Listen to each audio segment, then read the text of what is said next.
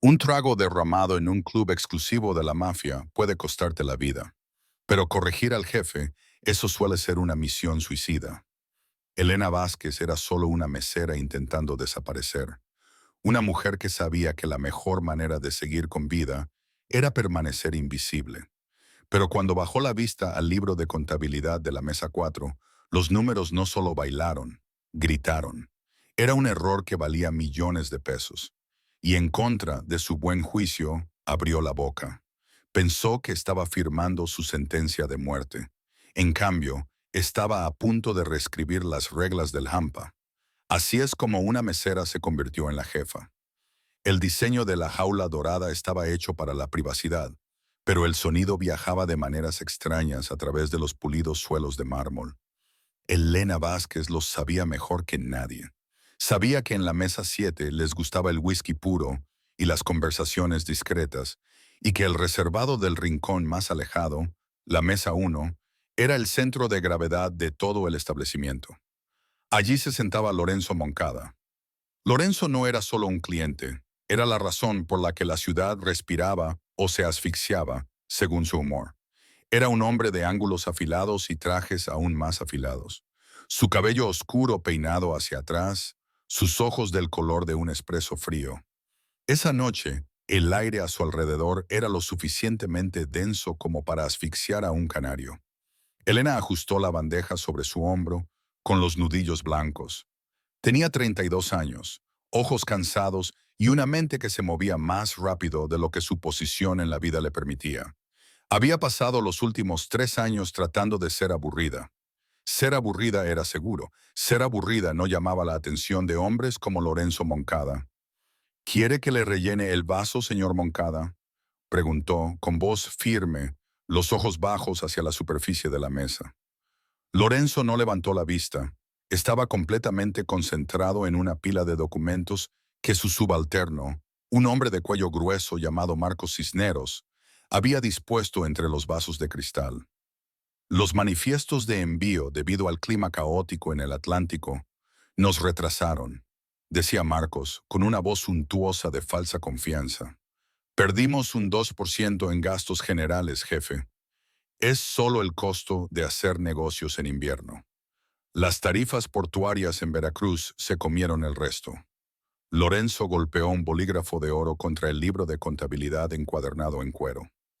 Un 12%, repitió, su voz peligrosamente suave. Eso es un salto significativo con respecto al último trimestre, Marcos. Inflación, Lorenzo. Los sindicatos nos están exprimiendo, insistió Marcos, sudando ligeramente a pesar del aire acondicionado frío. Las cuentas están ahí. Mire el resultado final. Elena sirvió el agua en el vaso de Lorenzo. Intentó no mirar. De verdad lo hizo, pero sus ojos se fijaron en la página abierta del libro que Marcos señalaba. Era un revoltijo de filas y columnas, costos de logística y sobornos sindicales. Pero para Elena los números no eran solo tinta en papel, eran un idioma. Y esta frase era gramaticalmente incorrecta. Se quedó inmóvil. La imagen flotaba sobre el vaso. La discrepancia era flagrante. No era un fallo algorítmico complejo. Era un error de resta perezoso y arrogante, enmascarado por un desplazamiento de columna. No era el 12%. Las matemáticas habían sido manipuladas para parecer una pérdida, pero la suma arrastrada de la columna B a la columna C estaba inflada exactamente en 8,000 de pesos. Marcos no estaba perdiendo dinero por los sindicatos. Lo estaba robando. «Muchacha», espetó Marcos golpeando la mesa. «Estás revoloteando. Muévete». Elena parpadeó, volviendo a la realidad. «Disculpe, señor», dio un paso atrás, apretando la bandeja contra su pecho. «Vete», su cerebro gritaba. «Eres una mesera. Ganas el salario mínimo más propinas. No ves el crimen, no ves el desvío». Pero Elena tenía un defecto fatal que ya había destruido su vida una vez. No podía soportar una ecuación incorrecta. Era como una picazón en el centro de su cerebro. Lorenzo miraba fijamente el papel, con el ceño fruncido. Sentía que algo andaba mal, pero no podía encontrarlo. Marcos sonreía, pensando que estaba a salvo. Elena dio 2 pasos hacia la cocina. Luego se detuvo. Si se iba, Lorenzo eventualmente lo descubriría. Si lo descubría más tarde, podría pensar que todos los que vieron el libro eran cómplices. O Marcos seguiría desangrando el negocio hasta que el colapso los perjudicara a todos, incluido el personal. Se dio la vuelta. No es el 12%, dijo. El silencio que siguió fue absoluto. El pianista en la esquina no dejó de tocar, pero la conversación en las mesas de alrededor pareció desaparecer. Marcos se giró lentamente, su rostro pálido. Disculpe. Lorenzo finalmente levantó la vista. Por primera vez realmente la vio. No vio un uniforme. Vio la desafío en su postura. ¿Qué dijiste? Elena dio un paso adelante. Su corazón martillaba contra sus costillas como un pájaro atrapado. Señaló con un dedo tembloroso el libro de contabilidad. La suma arrastrada de las tarifas portuarias de Veracruz. Está calculada sobre el peso bruto, no el neto, pero la línea de abajo resta el impuesto basándose en el neto. Está borracha, se mofó Marcos, poniéndose de pie. Llamen al gerente. Sáquenla de aquí. Si calcula las tarifas portuarias sobre el bruto, continuó Elena, su voz cobrando fuerza, y luego resta el impuesto sindical del neto, crea un déficit flotante, un número fantasma. Parece una pérdida en el papel porque las variables no coinciden. Miró a Lorenzo directamente a los ojos. Usted no perdió un 12% por el clima, señor Moncada. Perdió un 3% por el clima. El otro 9% se encuentra en la discrepancia entre la columna B y la columna C. Marcos llevó la mano a su cintura, con los ojos saltones. Maldita mentirosa. Siéntate, Marcos, dijo Lorenzo. La orden fue apenas un susurro, pero Marcos se desplomó en su silla como si le hubieran cortado los hilos. Lorenzo giró el libro, sacó un par de gafas de lectura del bolsillo de su saco, una vulnerabilidad que rara vez mostraba, y miró donde Elena había señalado. Trazó la línea con su bolígrafo de oro. Hizo los cálculos mentales. 1 segundo, 2 segundos, 3. Lorenzo cerró el libro de contabilidad. El chasquido resonó por la sala. 9%, murmuró Lorenzo. 800,000 boss de pesos. ¿Más o menos? Susurró Elena. Lorenzo miró a Marcos. Me dijiste que era el clima. Lorenzo, por favor, esa muchacha no sabe de lo que está. Fuera, dijo Lorenzo a Marcos. Jefe, salga antes de que calcule cuánto vale su vida frente a lo que robó. Marcos se levantó a toda prisa, lanzando una mirada de odio puro y sin adulterar a Elena, y huyó del restaurante. Elena se quedó allí, con la bandeja pesada en sus manos. Todo el restaurante la observaba. Acababa de humillar al subalterno de la familia Moncada. Lorenzo dio un sorbo a su agua. No sonrió. No le dio las gracias. ¿Cómo te llamas? Preguntó. Elena. Elena Vázquez. Elena, probó el nombre. Ve a la cocina. Espera allí. No te vayas. No hables con nadie. ¿Me, me han despedido? Lorenzo la miró, con los ojos oscuros e indescifrables. ¿Despedido? No. Acabas de desauditar mis cuentas mejor que un hombre al que le pago 9,000 de pesos al año. Vamos a tener una conversación. La cocina de la jaula dorada solía ser una sinfonía de sartenes ruidosas y chefs que gritaban, pero esa noche se sentía como una celda de detención.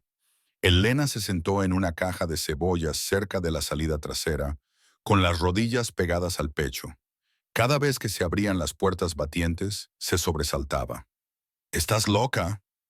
Salvador, un hombre alto de la línea de cocineros, susurró agresivamente mientras volteaba un bistec.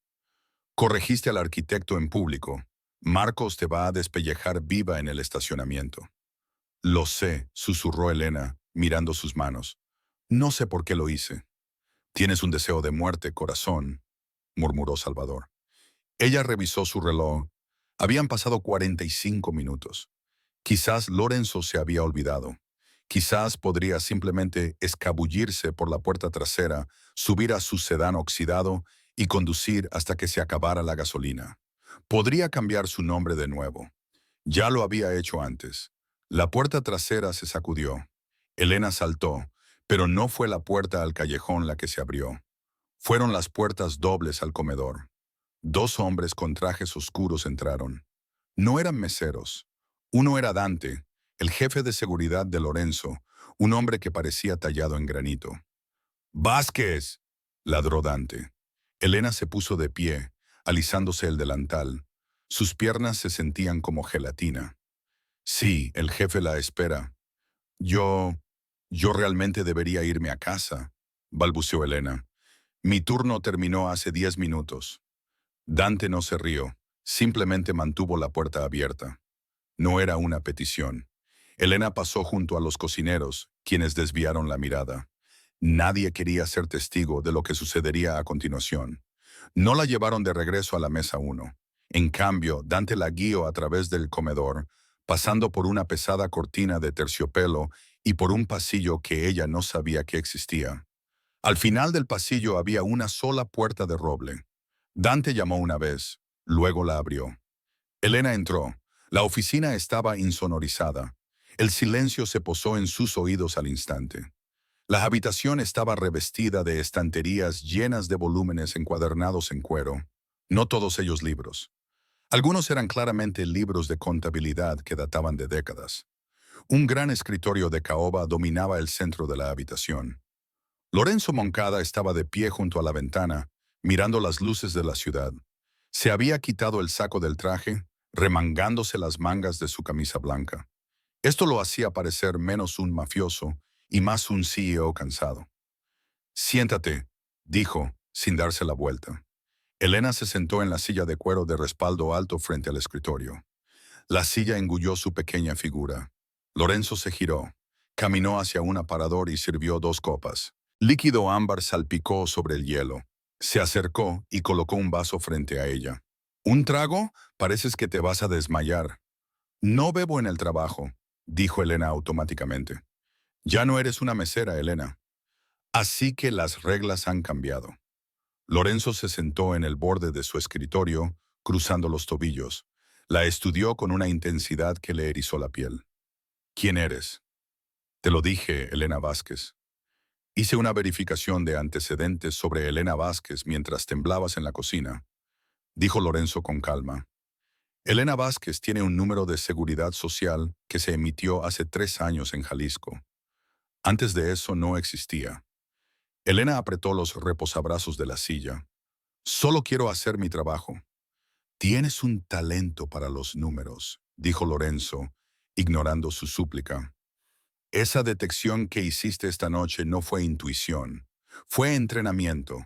Viste la matriz del código fiscal y las tarifas de logística, y detectaste la anomalía en segundos. Marcos ha estado desviando fondos durante meses. Mis contadores reales lo pasaron por alto. Tú lo viste mientras servías agua». Se inclinó hacia adelante, su rostro a centímetros del de ella. «¿Quién eres realmente? ¿Una agente federal encubierta? ¿Una infiltrada del SAT?» «No», gritó Elena, el miedo disparándose. «No soy policía, lo juro». «¿Entonces qué?». Elena lo miró a los ojos y vio que mentir la mataría más rápido que la verdad. Tomó un respiro tembloroso. «Mi nombre era Eleonora Vázquez. Trabajaba para la División de Contabilidad Forense de DOT en la Ciudad de México. Testifiqué contra el cartel hace 4 años. A ellos, a ellos no les gustó el veredicto».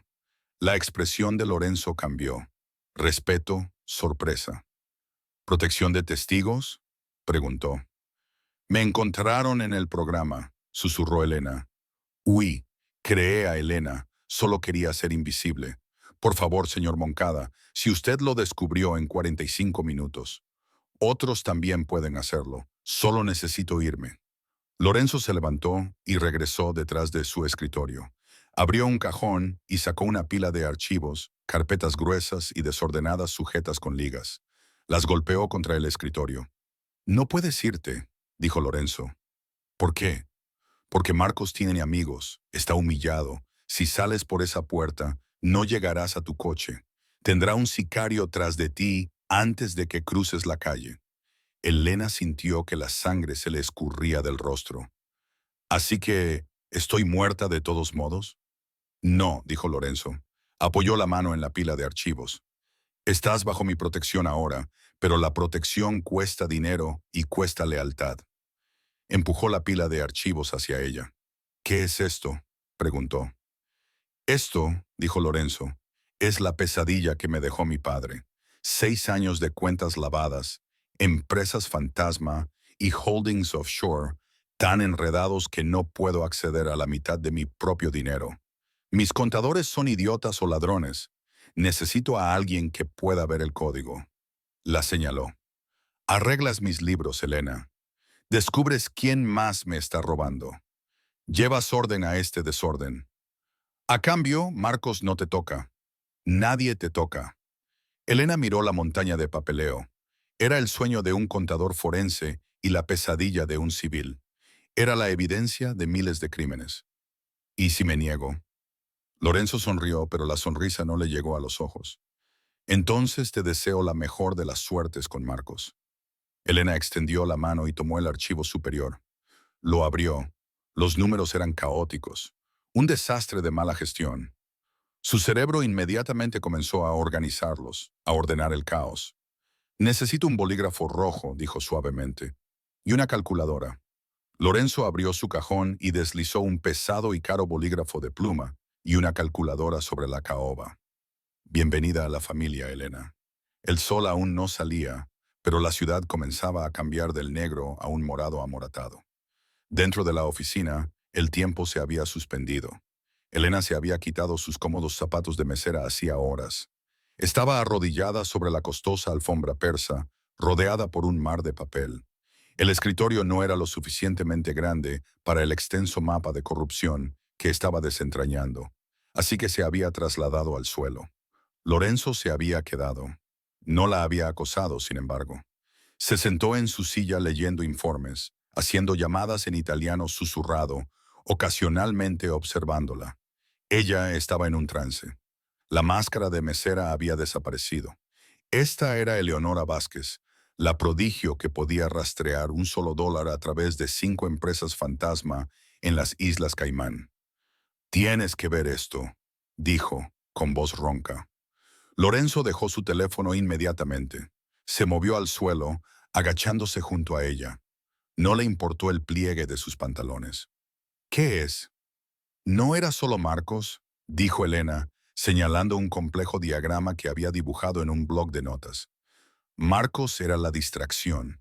Estaba desviando las ganancias más obvias, las tarifas portuarias, las cuotas sindicales, un robo estúpido y codicioso. Pero alguien más está comiendo los cimientos. Los ojos de Lorenzo se entrecerraron. «Muéstrame». «Mira estas transferencias». Elena trazó una línea con su bolígrafo rojo. «Cada mes, el día 15, una pequeña transacción sale a una consultora en Zúrich, Apex Solutions. Está etiquetada como mantenimiento de TI. La cantidad varía, $70,000, $100,000 de pesos, lo suficientemente pequeña como para ser ignorada. Pago por seguridad informática», dijo Lorenzo. «Usted paga por seguridad informática a una empresa en la Ciudad de México», corrigió Elena. «Apex Solutions no existe. Hice una referencia cruzada con el número de ruta. Rebota a través de 3 servidores y aterriza en una cuenta privada en Malta». «¿Cuánto?» «En 6 años, 126 mil millones de pesos». Lorenzo se quedó inmóvil. La temperatura en la habitación pareció bajar 10 de 126 mil de pesos no era un desvío de fondos. Era una estrategia de salida. Alguien cercano a él estaba construyendo un colchón para escapar o para financiar una guerra contra él. «¿Quién autorizó los pagos?», preguntó Lorenzo. «Esa es la parte aterradora». Elena lo miró. «Usted lo hizo». Lorenzo retrocedió. «Imposible. No usted específicamente, sino su clave de firma digital. Quien quiera que haya hecho esto tiene sus códigos de autenticación personal. Tienen acceso a su caja fuerte privada o a su computadora mientras duerme». Lorenzo se puso de pie lentamente. Caminó hacia la ventana. Su reflejo en el cristal parecía un fantasma. «Solo hay 3 personas que tienen esos códigos», dijo. Marcos, Dante. Hizo una pausa. ¿Y? Preguntó Elena. Y mi hermano Esteban. Elena sintió un escalofrío. Esteban Moncada era la cara de la parte legítima del negocio. Dirigía las constructoras, las organizaciones benéficas. Era el chico de oro. Esteban es familia, dijo Lorenzo, con voz tensa. Él no lo haría. A los números no les importa el ADN, señor Moncada, dijo Elena suavemente. El dinero se ha ido. Y observando los patrones de retiro, la actividad se intensificó hace 3 meses. Grandes retiros. Alguien está retirando el dinero. Lorenzo se volvió hacia ella. El agotamiento había desaparecido, reemplazado por un enfoque frío y depredador. ¿Puedes probarlo? Puedo rastrear la dirección IP de la autorización si tengo acceso a la sala del servidor principal. Pero, ¿y si entro más profundamente en el sistema? Lo sabrán. Quien esté vigilando esa cuenta verá una alerta. Si es su hermano, sabrá que usted lo está investigando. Lorenzo miró a la mesera sentada en su suelo, rodeada por los restos de los secretos de su imperio. Que lo vean, dijo Lorenzo. Quiero sacarlos a la luz. Bajó una mano para ayudarla a levantarse. Su agarre era cálido, firme. Por un segundo, Elena olvidó que era un jefe de la mafia. Era solo un hombre que había sido traicionado, y ella era la única que le había dicho la verdad. «Estás cansadas», dijo Lorenzo. «Estoy bien. Estás temblando». Revisó su reloj de oro. «Tengo una reunión con los capos en la cúpula. Marcos estará allí. Esteban estará allí. ¿Qué va a hacer?» «Voy a presentarles a mi nueva asesora financiera», dijo Lorenzo con una sonrisa cruel jugando en sus labios. «Tú». A Elena se le revolvió el estómago. «No, de ninguna manera. Usted dijo que me protegería. Exhibirme frente a ellos es usarme como carnada». «Eres la única que entiende las cuentas, Elena. No puedo explicarles esto. Tienes que hacerlo. Me matarán. Dante estará pegado a tu lado. Yo estaré a tu lado». Lorenzo se acercó, invadiendo de nuevo su espacio personal. «Querías dejar de esconderte. Así es como se hace. No te escondes de los monstruos, Elena. Te conviertes en aquello a lo que los monstruos le temen». Caminó hacia un armario en la esquina de la oficina y sacó una funda de ropa. «Mi hermana guarda aquí una muda de ropa. Es de tu talla. Póntela». «¿Por qué?» «Porque no puedes destruir a mi hermano usando un delantal de mesera». Elena tomó la bolsa, miró la puerta, luego a Lorenzo. La mesera estaba muerta. Eleonora Vázquez había vuelto y estaba a punto de entrar en la guarida del león armada solo con una hoja de cálculo. «De acuerdo», dijo con la mandíbula tensa. «Pero si sobrevivo a esto, quiero un aumento de sueldo». Lorenzo rió, un sonido genuino y raro en él. «Trato hecho». La sala de conferencias de la sede de los Moncada era menos un espacio de oficina y más un tribunal. Una larga mesa pulida se extendía bajo una iluminación moderna y severa. Alrededor de ella estaban sentados los capitanes de la familia, 6 hombres que controlaban los muelles, las drogas y los juegos de azar de la ciudad. A la cabecera se sentaba Lorenzo. A su derecha, una silla vacía. A su izquierda, su hermano Esteban. Esteban era apuesto, encantador, vestía un traje que costaba más que las ganancias de toda la vida de Elena. Estaba sonriendo, bromeando con los otros capitanes. Marcos también estaba allí, sentado más abajo. Parecía pálido, sus ojos se movían por la habitación. Estaba lidiando con un ego magullado, y probablemente con una caja torácica amoratada por donde los hombres de Lorenzo lo habían escoltado la noche anterior. Las puertas se abrieron. La sala quedó en silencio cuando Lorenzo entró, pero el silencio se hizo más profundo cuando Elena lo siguió. Ya no llevaba el delantal manchado. Vestía una elegante falda lápiz de color carbón y un blazer blanco a medida. Su cabello estaba recogido en un moño severo y elegante. Sostenía un portafolio de cuero contra su pecho como un escudo. Parecía profesional, letal y completamente fuera de lugar. «Caballeros», dijo Lorenzo, tomando asiento. No se sentó. Se puso de pie detrás de su silla. «Antes de discutir los envíos, Hay un asunto interno que debemos abordar. Esteban sonrió recostándose. ¿Quién es la amiga, Lencho? Nueva secretaria. Ella es Elena, dijo Lorenzo. Es la nueva auditora de la familia. Una oleada de risas recorrió la sala. ¿Auditora? Se rió un capitán corpulento llamado Salvador. ¿Desde cuándo tenemos auditores? Desde que descubrí que esta familia está desangrándose, dijo Lorenzo. La temperatura en la sala bajó. La risa murió al instante. Marcos, Lorenzo asintió hacia el subalterno. De pie. Marcos se puso de pie. Sus piernas temblaban. Jefe, le juro que los sindicatos. Elena, dijo Lorenzo. Diles. Elena colocó su portafolio sobre la mesa. No miró a los hombres. Miró los datos en su cabeza. Marcos Cisneros ha estado alterando los manifiestos de envío durante 8 meses, dijo, su voz clara y proyectándose hasta el fondo de la sala. Al inflar el impuesto portuario sobre el peso bruto y pagar sobre el neto, creó un superávit de aproximadamente mil de pesos al mes. Un robo total de 8.000 de pesos. La sala estalló. Los hombres gritaban. Marcos sudaba profusamente. «Es una mentirosa», gritó Marcos. «¿Quién es ella?» «Una mesera. La vi sirviendo tragos anoche». «Los números no mienten, Marcos», dijo Lorenzo con calma. «Y tampoco la cuenta bancaria que encontramos a nombre de tu esposa esta mañana». Lorenzo asintió a Dante. 2 guardias se adelantaron y agarraron a Marcos. Él no luchó, simplemente lloró. Lo arrastraron fuera de la sala. Las pesadas puertas se cerraron de golpe.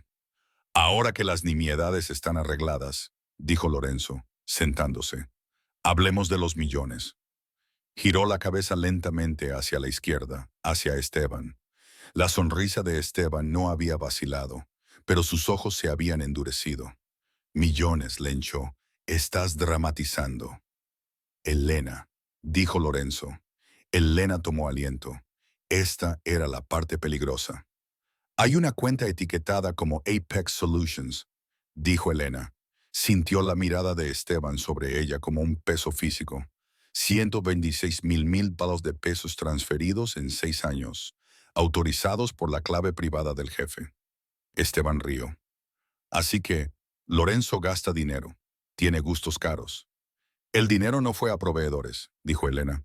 «Fue a una sociedad de cartera en Malta, y desde allí se utilizó para comprar bienes raíces». Sacó una sola hoja de papel de su carpeta y la deslizó por la mesa hacia Esteban. Compró una villa en Valle de Bravo y un penthouse en Polanco, ambos escriturados a una corporación fantasma, propiedad de Esteban Moncada. El silencio ahora era diferente. No era el silencio de la confusión, era el silencio de depredadores dándose cuenta de que había sangre en el agua. Esteban recogió el papel, lo miró, luego miró a Elena. El encanto se desvaneció. Su rostro se contorsionó en un gruñido. «Trajiste a una extraña aquí para escarbar en nuestros trapos sucios», siseó Esteban a Lorenzo. «Es una infiltrada, Lencho. Está fabricando esto». «El rastro digital es sólido, Esteban», dijo Lorenzo con la voz desprovista de emoción. «Me robaste. Le robaste a la familia». «Yo me gané ese dinero», gritó Esteban, golpeando la mano en la mesa. «Yo construí la fachada legítima de esta empresa mientras tú jugabas a ser gángster. Me merezco esa parte». «Te mereces lo que te doy», dijo Lorenzo. Esteban se puso de pie, llevando la mano al bolsillo de su saco. «No», dijo Lorenzo, pero Esteban no estaba buscando un arma. Sacó un teléfono. «¿Crees que eres tan listo, hermano?», se burló Esteban. «¿Crees que puedes traer a cualquier profesora de matemáticas y darme jaque mate? Sabía que revisarías los libros tarde o temprano. Por eso hice una póliza de seguro».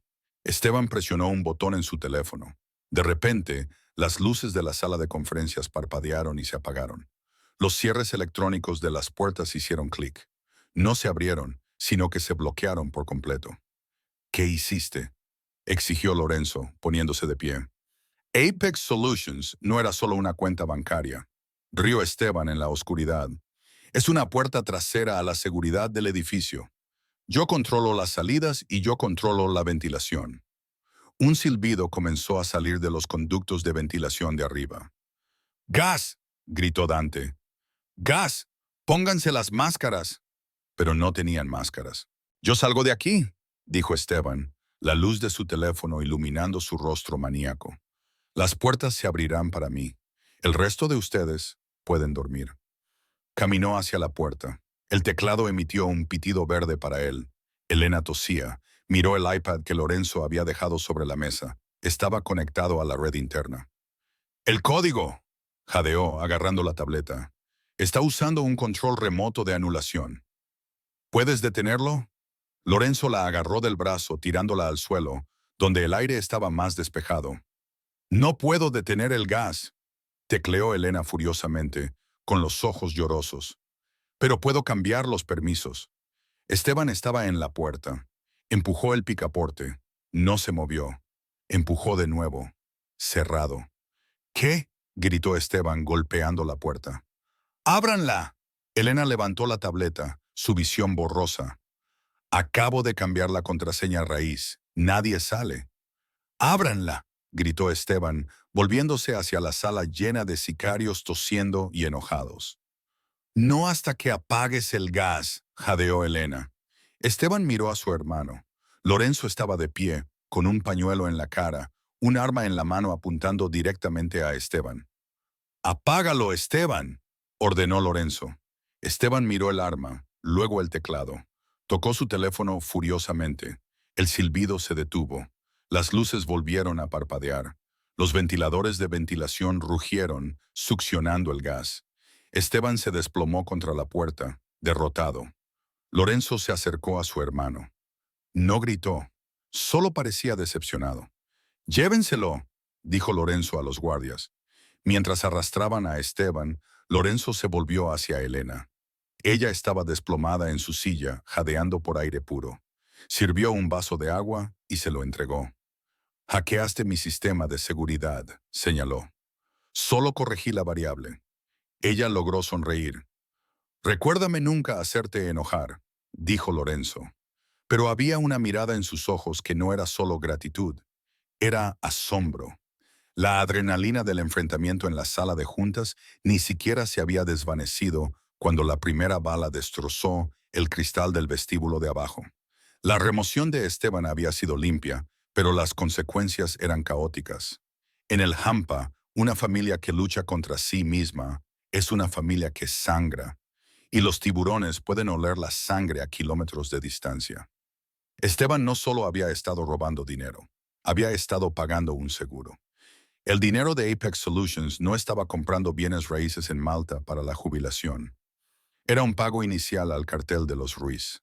Esteban había estado comprando un ejército para derrocar a su hermano. Con Esteban en una celda, los Ruiz decidieron no esperar a que se cobrara el cheque. Vinieron a cobrar en plomo. «¡Tenemos que movernos!», gritó Dante, amartillando su rifle de asalto. El ascensor sonó y el personal de seguridad inundó el pasillo fuera de la sala de conferencias. «Han violado la planta baja. Lorenzo, necesitamos llevarte al helicóptero». Lorenzo estaba tranquilo, inquietantemente tranquilo. Se ajustó los gemelos, aunque sus ojos eran fuego frío. Miró a Elena. Ella todavía apretaba la tableta, con los nudillos blancos. «¿Puedes correr con tacones?», le preguntó Lorenzo. «Puedo correr con lo que sea si alguien me está disparando», respondió Elena, su voz temblorosa pero con la barbilla en alto. «Bien, Dante, toma la escalera trasera. El ascensor es una trampa». Se movieron como una unidad. Elena estaba en medio de Lorenzo y Dante, un escudo humano de trajes caros y músculo. Bajaron las escaleras de concreto, el sonido de los disparos resonando por el hueco como un trueno en un cañón. «¿Por qué están atacando ahora?», preguntó Elena, sin aliento, saltando 2 escalones a la vez. «Esteban está neutralizado». «Esteban les prometió la ciudad», gruñó Lorenzo. «Si estoy vivo, no les pagarán. Están minimizando sus pérdidas cortándome el cuello». Salieron al estacionamiento del segundo piso. Una sub blindada negra esperaba, con el motor encendido. Pero mientras corrían hacia ella, los neumáticos chirriaron. Una camioneta bloqueó la rampa de salida. Hombres con pasamontañas salieron a raudales. «¡Agáchate!», Lorenzo empujó a Elena detrás de un pilar de concreto justo cuando el aire se llenaba con el ensordecedor crack, crack de fuego automático. Astillas de concreto llovieron sobre el cabello de Elena. Se acurrucó en una bola, apretando la tableta contra su pecho. Esto no era una hoja de cálculo. Esto no era una discrepancia en la columna B. Esto era la guerra. Lorenzo respondía al fuego con una pistola que había sacado de una funda en la parte baja de su espalda. Era preciso, controlado. No estaba entrando en pánico. Estaba calculando ángulos. «Dante, suprímelos», gritó Lorenzo. «Elena, el coche». «No podemos llegar a él», gritó ella por encima del ruido. «Ese no es el coche».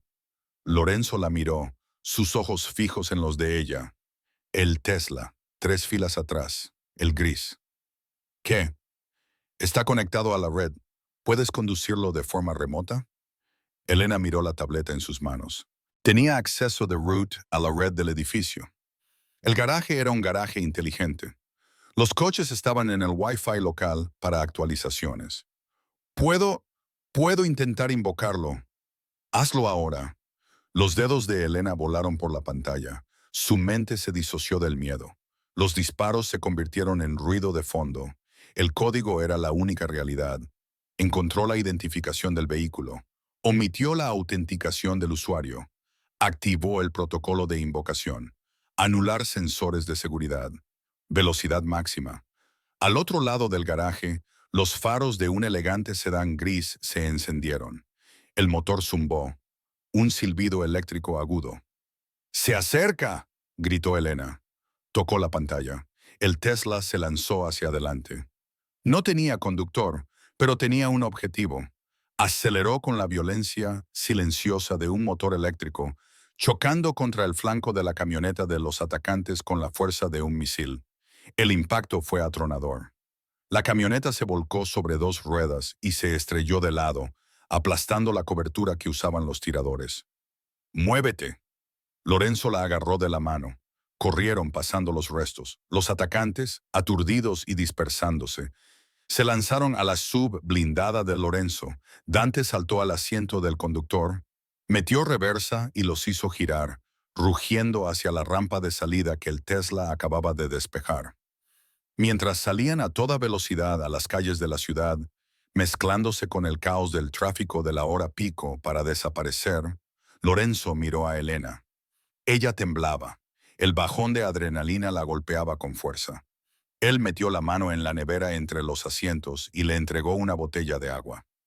«Convertiste el sedán en un arma», dijo con un tono de incredulidad en su voz. «Era una variable», susurró Elena, tomando el agua. «Solo le cambié la dirección». Lorenzo se recostó, viendo la ciudad pasar borrosa. Esteban compró armas, compró músculo, no entendió que el mundo ha cambiado. Trajo un cuchillo a una pelea de datos. La miró con una intensidad renovada. «Los Ruiz tienen más hombres, tienen más armas, pero no te tienen a ti». «¿Qué significa eso?», preguntó Elena, temiendo la respuesta. «Significa», dijo Lorenzo, sacando su teléfono para dar órdenes a sus capitanes, «que no les vamos a disparar, Elena. Tú los vas a llevar a la bancarrota». La casa de seguridad era un penthouse en un edificio propiedad de una empresa fantasma que ni siquiera Elena había encontrado en la auditoría inicial. Era austero, moderno y lleno de servidores. Durante 3 días, Elena no había dormido más de 2 horas seguidas. Se sentó frente a una batería de 3 monitores, sus ojos escaneando líneas de código que fluían como una cascada digital. Lorenzo paseaba detrás de ella. Estaba constantemente al teléfono, manejando la guerra física. Los Ruiz estaban atacando sus almacenes, sus clubes. Lorenzo estaba perdiendo territorio. Necesitaba un milagro. «¿Cuánto tiempo, Elena?», preguntó Lorenzo colgando una llamada. «Acaban de incendiar un envío en Veracruz. Estoy perdiendo 90,000 de pesos al día. No puedo simplemente hackear un banco», murmuró Elena tecleando furiosamente. «El dinero de los Ruiz está limpio, o al menos bien lavado. Vicente Ruiz usa un sistema bancario descentralizado en Estonia. Es una fortaleza. Toda fortaleza tiene una puerta», dijo Lorenzo. «Encuéntrala». Encontré la puerta, dijo Elena, girando su silla, pero no puedo abrirla. Necesito una llave. ¿Qué tipo de llave? Elena tomó un respiro profundo. Vicente Ruiz es de la vieja escuela. No confía en la nube. Guarda su libro mayor, el que desencripta sus cuentas offshore, en una unidad física, pero lo respalda cada noche en un servidor seguro de su empresa fachada, VR Logistics. Así que necesitamos asaltar VR Logistics. No, ese edificio es una fortaleza. Si envía hombres allí, borrarán el disco antes de que usted cruce la puerta. Elena hizo una pausa. Necesito engañar al servidor para que me dé los datos. Pero para hacer eso, necesito un algoritmo de desencriptación por fuerza bruta que es ilegal en 40 países. ¿Y de dónde sacamos eso? Elena miró sus manos. Escribí uno cuando era Eleonora Vázquez. Por eso el cartel quería matarme. Por eso la FGR me contrató. Lorenzo dejó de pasear. ¿Lo tienes? No, está en un servidor en cuarentena en la oficina de la FGR en la Ciudad de México, en la División de Delitos Cibernéticos. La habitación quedó en silencio. ¿Quieres hackear a la FGR? Dijo Lorenzo lentamente. No tengo que hackearlos. Conozco la puerta trasera. La dejé allí por si alguna vez necesitaba influencia. Elena lo miró. Pero si inicio sesión, sí. Si uso mis credenciales antiguas, la FGR sabrá que estoy viva. Los agentes federales recibirán una alerta. Mi estatus de protección de testigos será anulado. Las personas que buscan a Eleonora Vázquez la encontrarán. Lorenzo se acercó a ella. Colocó sus manos en los brazos de su silla, inclinándose para que estuvieran cara a cara. Estás a salvo conmigo, dijo. Eres un jefe de la mafia, Lorenzo. Tú eres el peligro. Lo soy, admitió. Pero ahora mismo soy lo único que se interpone entre tú y una bala. Si los Ruiz ganan, matan a todos en esta habitación. Si ganamos, yo soy dueño de esta ciudad y nadie toca lo que es mío. Sus ojos buscaron los de ella. Ya no era solo una transacción. Había una promesa allí, un vínculo forjado en el fuego de las últimas 72 horas.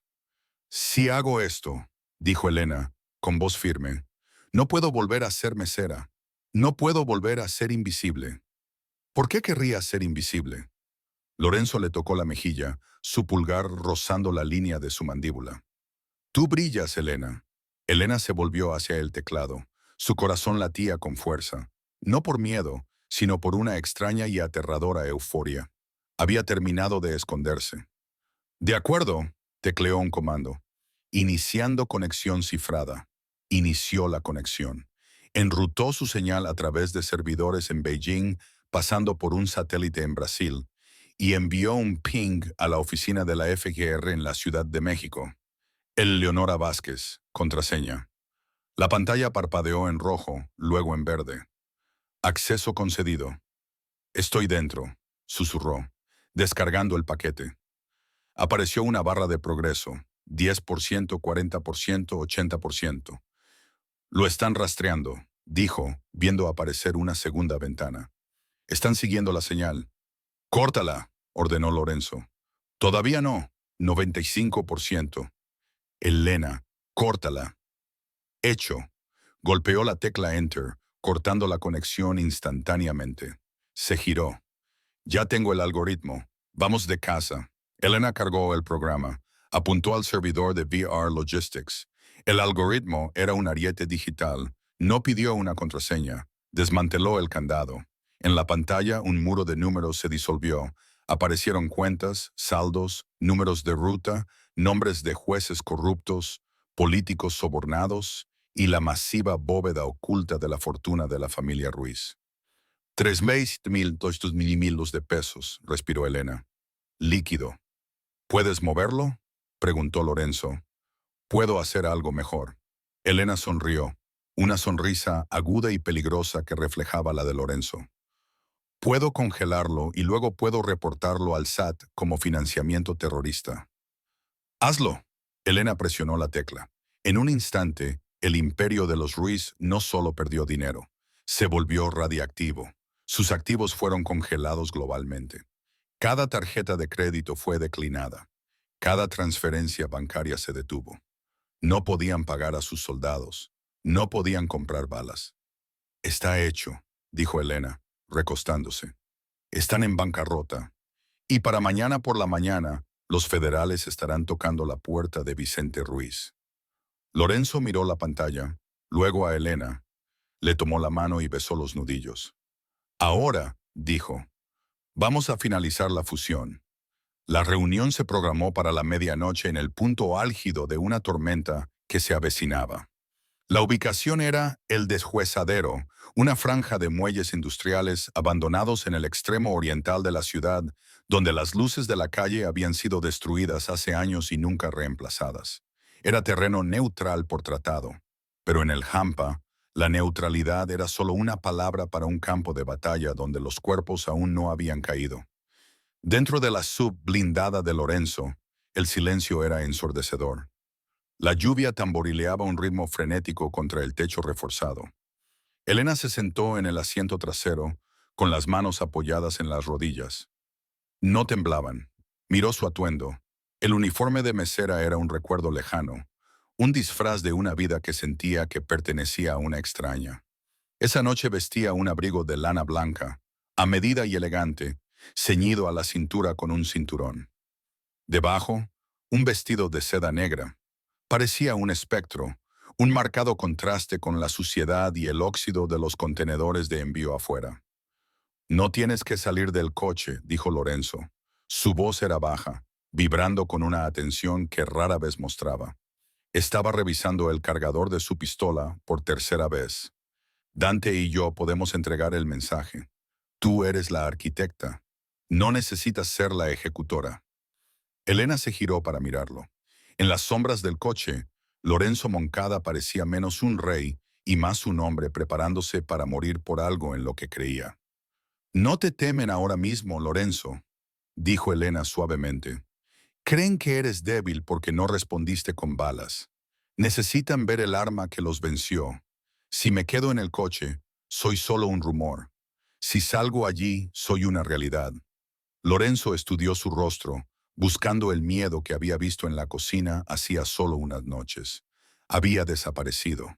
En su lugar estaba la fría y dura determinación de una mujer que había calculado las probabilidades y decidido apostar la casa. «Quédate detrás de mí», fue todo lo que dijo. Dante abrió la puerta. El olor a océano mezclado con diésel y madera podrida inundó el coche. Salieron a la lluvia torrencial. Al otro lado del pavimento agrietado del muelle de carga, la oposición ya esperaba. Vicente Ruiz no había venido solo. Un convoy de 4 SUV pesadas formaba un semicírculo, sus faros cortando la lluvia como reflectores de prisión. De pie en el resplandor había 20 hombres. Estaban fuertemente armados, sosteniendo rifles automáticos sobre sus pechos. En el centro estaba Vicente Ruiz. Parecía un hombre que no había dormido en una semana. Su abrigo estaba desabotonado, su cabello revuelto, su rostro una máscara de furia candente. Paseaba como un tigre enjaulado, pateando una piedra suelta. Lorenzo avanzó, su andar firme y sin prisas. Dante lo flanqueó a la derecha, con el rifle levantado pero no apuntado. Elena caminaba a la izquierda de Lorenzo, un paso atrás, apretando una delgada tableta contra su costado. Se detuvieron a 10 metros de distancia. La lluvia los empapó al instante, pegándole el cabello a Elena en la frente, pero ella no parpadeó. «Tienes mucho descaro, Moncada», gritó Ruiz, su voz quebrándose por el sonido de la tormenta. «Congelaste mis cuentas. Me bloqueaste mi propia vida. ¿Crees que esto es un juego?» «No es un juego, Vicente», respondió Lorenzo, su voz tranquila, resonando sin esfuerzo en el aire nocturno. «Es una corrección. Te extralimitaste. Compraste a mi hermano. Intentaste matarme en mi propia casa. Esta es la penalidad». «¿Penalidad?» Ruiz rió. Un sonido áspero e histérico. «Tengo 20 hombres aquí, Lorenzo. Tú tienes un chofer y una muchacha. Puedo matarte ahora mismo, tirar sus cuerpos en la bahía y averiguar las contraseñas después». Ruiz levantó la mano. Detrás de él, 20 rifles se alzaron, apuntando directamente a Lorenzo y Elena. El clic de los seguros al soltarse resonó como una aspiración colectiva. Dante se interpuso frente a Elena, pero ella le puso suavemente una mano en el brazo y lo apartó. Dio un paso adelante, pasando a Lorenzo hasta ser el objetivo más cercano al pelotón de fusilamiento. ¡Pueden dispararnos!, gritó Elena, su voz sorprendentemente potente. ¡Adelante! ¡Ordéneles que disparen!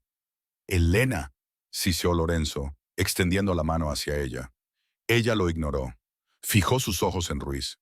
Pero antes de que apriete ese gatillo, señor Ruiz, debería hacerse una pregunta.